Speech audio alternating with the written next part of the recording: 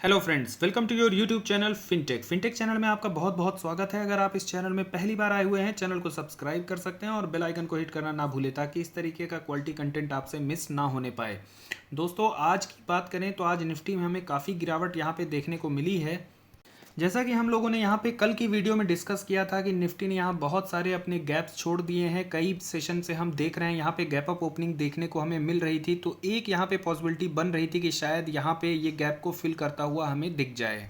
कल जैसा कि हमने डिस्कस किया था कि इसके अगर सपोर्ट की बात करें तो 18,200 का यहाँ पे सपोर्ट हमने डिस्कस किया था और आज एग्जैक्टली आसपास वहीं से ही इसने सपोर्ट लेता हुआ दिखा है। 18,214 के आसपास निफ्टी ने आज सपोर्ट लिया है और 18,266 की यहाँ पे हमें क्लोजिंग देखने को मिलती है। लगभग 153 पॉइंट की यहाँ पे गिरावट देखने को मिली है। अगले आने वाले टाइम में हो सकता है कि ये वापस से इन सारे गैप को फिर से एक बार यहाँ फिल करता हुआ हमें दिख जाए। दोस्तों, इस प्रॉफिट बुकिंग है यहाँ पे ऐसा कोई बैड न्यूज़ नहीं आई है, ना तो इकोनॉमी से रिलेटेड बैड न्यूज़ है, ना तो वर्ल्ड ग्लोबल अगर हम देखें ग्लोबल भी हमें कोई ऐसी बैड न्यूज़ नहीं देखने को मिल रही है। डाउ भी अच्छा खासा हमें ट्रेड करता हुआ दिख रहा है। ये महज सिर्फ एक प्रॉफिट बुकिंग है और इस प्रॉफिट बुकिंग में घबराना नहीं है। हमें जो है तो अच्छे शेयर्स को होल्ड करके चलना है और अगर उनमें गिरावट हो रही है तो आप उसमें थोड़ी थोड़ी क्वांटिटी में बाई ऑन डिप्स की जो स्ट्रेटजी है उसको लेकर के चलते रहिए। और अगर कोई शेयर आप ले रहे हैं, लेना चाह रहे थे और मौका नहीं मिल रहा था, तो ये एक बहुत अच्छा अपॉर्चुनिटी है। फियर ही एक ऐसा अपॉर्चुनिटी होता है जहाँ पे अच्छे और फंडामेंटली शेयर्स को लिया जाता है। अब अगर दोस्तों हम यहाँ पे बात करें तो निफ्टी की देखें तो यहाँ लगभग 1% से भी कम की गिरावट हुई। बैंक निफ्टी ऑलमोस्ट फ्लैट था, लेकिन जो सबसे ज़्यादा गिरावट हुई है वो हुई है निफ्टी मिड कैप में लगभग 2.5% की। आप यहाँ पे निफ्टी स्मॉल कैप देख सकते हैं लगभग 2.5% की, और यहाँ पे निफ्टी नेक्स्ट 50 को भी देखिए लगभग 2% की यहाँ पे गिरावट हमें देखने को मिल रही है। तो बहुत सारे लोग ऐसे होंगे कि निफ्टी का अगर यहाँ पे गिरावट देखेंगे तो 1% से भी वो कम था, लेकिन उनके पोर्टफोलियो में अगर लॉस की बात की जाए तो लगभग 5% से 10% का वहाँ लॉस देखने को मिल रहा था। तो ये आपको ये बताता है कि आपका जो पोर्टफोलियो है वो डाइवर्सिफाइड नहीं है, वहाँ आपको डाइवर्सिफाइड पोर्टफोलियो रखना है। और दोस्तों, एक अच्छा और सेफ पोर्टफोलियो वही होता है जहाँ आपका वेटेज लार्ज कैप में ज़्यादा हो, उसके बाद थोड़ा सा जो वेटेज कम है वो निफ्टी मिड कैप और निफ्टी नेक्स्ट 50 में रखना है। और जो निफ्टी स्मॉल कैप होते हैं ये सबसे ज़्यादा रिस्की होते हैं, यहाँ आपको वेटेज सबसे कम रखना चाहिए। अगर आप वेटेज के बारे में कोई डाइवर्सिफिकेशन के बारे में कोई वीडियो चाहते हैं तो आप कमेंट सेक्शन में कमेंट कर सकते हैं, मैं उस पर भी एक वीडियो बना दूंगा कि पोर्टफोलियो को कैसे हमें मैनेज करना है, कैसे उसको डाइवर्सिफाइड रखना है। चलिए आज बात करते हैं आईआरसीटीसी की, क्योंकि मैंने अभी तक अपनी किसी भी वीडियो में आईआरसीटीसी की बात नहीं की है। उसका रीज़न ये है कि आईआरसीटीसी अननेसेसरली बहुत ज़्यादा रनअप ले लिया है। इनफैक्ट मेरे जो कुछ फ्रेंड्स हैं, हमारा टेलीग्राम का चैनल है, व्हाट्सएप का एक ग्रुप है, वहाँ पे भी एक डिस्कशन होता है आईआरसीटीसी को लेकर के, और मैंने पिछले 1-2 दिन से ये बार बार रिट्रेट करने की कोशिश की है कि आईआरसीटीसी अननेसेसरली गया है, बहुत ज़्यादा रनअप लिया है। उसमें आज नहीं तो कल स्प्लिट के बाद एक बहुत बड़ी गिरावट बन सकती है, और पिछले 2 दिनों से हम देख रहे हैं आज इसमें अगर 18% की गिरावट देखने को मिली, कल 15% का लगभग इसमें लोअर सर्किट लगा था, उसके बाद थोड़ी बहुत बाइंग हुई थी, फाइनली इसने 7% की गिरावट के साथ क्लोजिंग दी थी। देखिए, मानता हूँ कि आईआरसीटीसी में मोनोपोली है, मानते हैं कि इसका बिजनेस बहुत अच्छा है, लेकिन मोनोपोली जैसे जो शेयर्स हैं वो बहुत ज़्यादा हैं निफ्टी में है, सेंसेक्स में है, ऐसे बहुत सारे शेयर हैं। वो सब तो 5 गुना नहीं भाग गए। 5 महीने में ये शेयर जो है आपके प्राइस आप यहाँ देख सकते हैं, 6 महीने का इसमें आपको ट्रेंड लगा हुआ है। आप यहाँ देख सकते हैं ये जो प्राइस था, कभी ये 1400-1500 के आसपास ट्रेड करता था और वहाँ से ये जो प्राइस है आपका 7,000 के आसपास चला गया है। तो ऐसा क्यों हुआ? क्या कुछ गोल्ड माइनिंग कर रहा है आईआरसीटीसी? बिजनेस तो वही है, मोनोपोली आज की तो नहीं है, ये बहुत पहले की मोनोपोली है। ठीक है, एक स्प्लिट की न्यूज़ थी, मैं बोलता हूँ स्प्लिट की न्यूज़ को लेकर के इसमें एक रनअप बनता है, लेकिन कितना रनअप? 2 गुना, 3 गुना? 5 महीने में अगर ये पैसे 5 गुना करता है तो ये फिर एक बबल बन रहा है और ये बबल फटना ही था। जिन लोगों ने प्रॉफिट बुकिंग की है अच्छी बात है। जो लोग मेरे हिसाब से 4,000 के नीचे होल्ड शेयर्स को बाई किए हुए हैं, होल्ड किए हुए हैं, वो बाउंड्री में हैं। और जहाँ तक मुझे लगता है 4,000 के ऊपर की जो होल्डिंग है वो थोड़ा सा मुझे खतरे में लगती है, क्योंकि स्प्लिट के बाद भी इसमें एक और गिरावट देखने को हमें मिल सकती है। अगर आप शेयर ये लॉन्ग टर्म के लिए लिए हैं तो एकदम होल्ड एंड कंटिन्यू कर सकते हैं, कोई बुराई नहीं है। कभी इसमें लॉन्ग टर्म के लिहाज से तो एक अच्छा आपको रनअप देखने को मिलेगा ही फ्यूचर में, बट शॉर्ट टर्म ट्रेडर्स और मीडियम टर्म के जो ट्रेडर्स हैं उनके लिए ये खतरे की घंटी है। चलिए बात करते हैं दीपक नाइट्राइट की। आज 12% की गिरावट देखने को मिली। एक अपॉर्चुनिटी है ये, जो लोग इस शेयर को कभी खरीद नहीं पाए, बार बार सोचते ही रह गए कि कब खरीदें, कब मौका मिले, तो ये एक अपॉर्चुनिटी है। गिरावट इसलिए नहीं हुई कि कंपनी का दिवालिया निकल गया या कंपनी लॉस में है या कंपनी के फंडामेंटल्स खराब हो गए। इसमें गिरावट इसलिए हमें देखने को मिली है क्योंकि नवीन फ्लोरिन के रिजल्ट देखने को आए थे। नवीन फ्लोरिन के रिजल्ट में जो प्रॉफिट था वो काफ़ी कम देखने को मिला। एकदम उनके जो रिजल्ट थे मैं कहूँगा बिलो एवरेज ही हमें देखने को मिले, जिसकी वजह से सिर्फ दीपक नाइट्राइट ही नहीं, जितने भी केमिकल सेक्टर की कंपनी है, चाहे दीपक नाइट्राइट हो, एल्काइल अमाइन हो, बालाजी अमाइन हो, आरती इंडस्ट्रीज हो, सब में हमें गिरावट देखने को मिली है। प्लस दीपक नाइट्राइट जो है तो ये हमारा मिड कैप का भी स्टॉक है और मिड कैप में भी गिरावट देखने को मिली। उसका एक अलग प्रेशर इसमें देखने को मिला और यही रीज़न है कि ये 12% की गिरावट के साथ हमें आज ट्रेड करता हुआ दिखा है। दोस्तों यही रीज़न है कि आप लोगों को पोर्टफोलियो थोड़ा सा डाइवर्सिफाइड करके रखना चाहिए, क्योंकि अगर आप देखें इन्फोसिस को देखें, टीसीएस में देखें, वहाँ इतनी ज़्यादा आपको गिरावट देखने को नहीं मिलेगी। रिलायंस को देखिए, ठीक है। तो आपको जो पोर्टफोलियो है थोड़ा सा डाइवर्सिफाइड करके रखना है। हर सेक्टर में डाइवर्सिफाइड करके रखिए, हर large cap, mid cap, small cap, इस टाइप से डाइवर्सिफाइड करके रखिए जहां आपको रिटर्न्स ऑन एन एवरेज से थोड़ा ठीक ठाक मिले, लेकिन बहुत ज़्यादा रिटर्न तो नहीं मिलेंगे, बट आपको कभी बहुत ज़्यादा लॉस भी ऐसा नहीं मिलेगा। और इस तरीके की कंपनियों में जब कभी इस तरीके की गिरावट होती है तो वो बाई करने की एक अपॉर्चुनिटी होती है।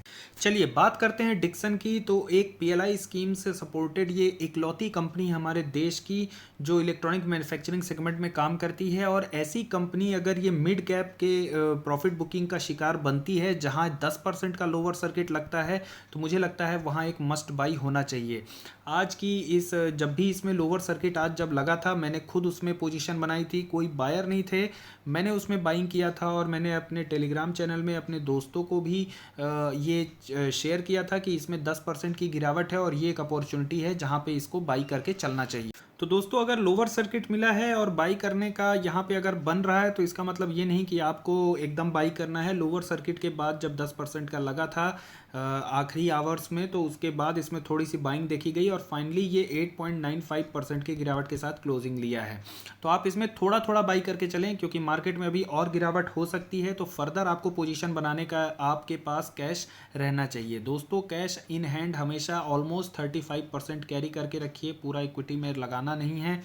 और इक्विटी में आप उस तरीके से एलोकेट करिए, कभी आपको एवरेजिंग करना हो, मार्केट में गिरावट हो, तो पैसे हों आपके पास एवरेजिंग करने के लिए। दोस्तों एकदम बाई है। मैंने पहले भी इसको बताया था कि इसका जो सपोर्ट है 760 का है, 780 का है और 800 का था। आज की डेट में इसका जो लोअर सर्किट लगा था 760 में लगा था, वहाँ से फिर से बाइंग आई। मैंने थोड़ी बहुत क्वांटिटी में इसको भी ऐड किया था और अपने टेलीग्राम चैनल में भी बोला था ऐड करने के लिए।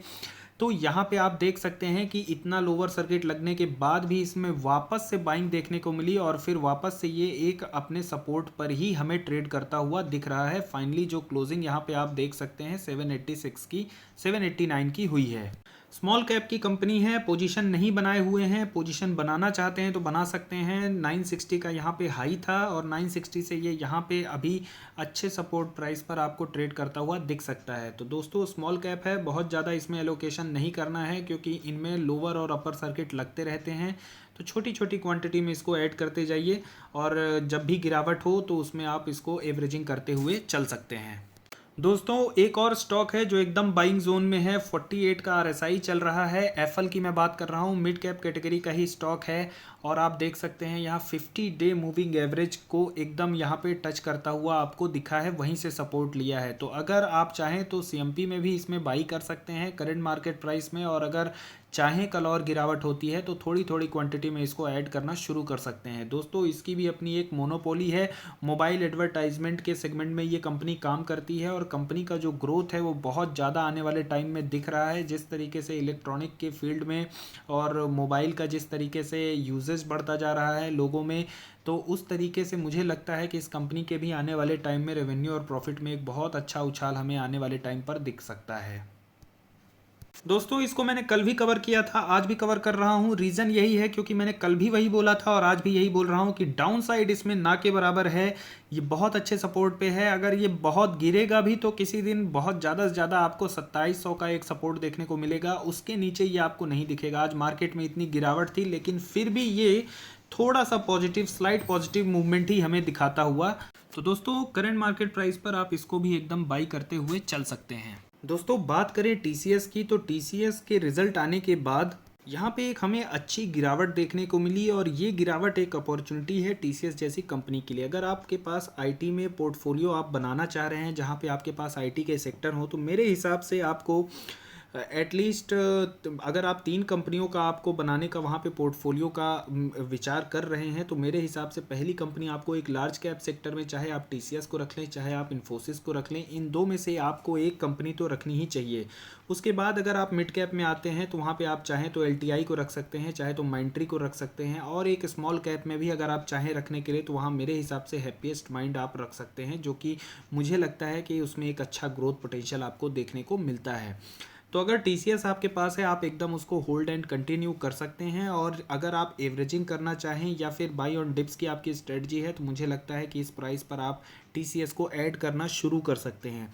आने वाले टाइम में अगर मार्केट में और ज़्यादा गिरावट होती है तो मुझे लगता है कि ये 3300 के सपोर्ट पर भी जा सकता है, लेकिन मुझे लगता है कि यहाँ पे भी एक अच्छा पॉइंट बन रहा है जहाँ पर एक आपको अपॉर्चुनिटी ये दे रहा है अपने पोर्टफोलियो में ऐड करने के लिए। अगर आपके पास टीसीएस के अलावा इन्फोसिस है और आप इन्फोसिस एक अच्छी लार्ज कैप सेक्टर की कंपनी है, तो मेरे हिसाब से उसमें भी एक अपॉर्चुनिटी बन रही है, क्योंकि आज उसमें भी लगभग 1% की गिरावट हमें देखने को मिली। और इन्फोसिस जिस तरीके से अपने कंसोलिडेशन के बाद एक मूव लेना शुरू किया है, तो मुझे लगता है कि हर एक डिप में वहाँ पर आपको एक बाइंग करते हुए चलना है।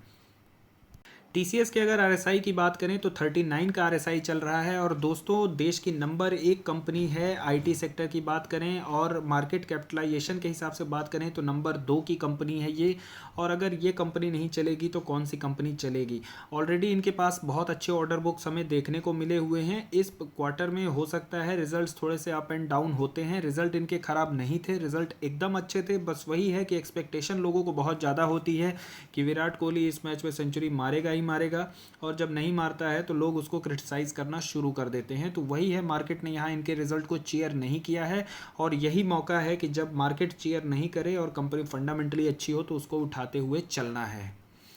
तो आई होप दोस्तों यहाँ तक जो भी मैंने आपके साथ शेयर किया है अगर पसंद आया हो तो वीडियो को लाइक करें, चैनल को ज़रूर सब्सक्राइब करिएगा, क्योंकि आपका हर एक सब्सक्रिप्शन जो है तो मुझे मोटिवेट करता है और ज़्यादा हार्डवर्क करने के लिए।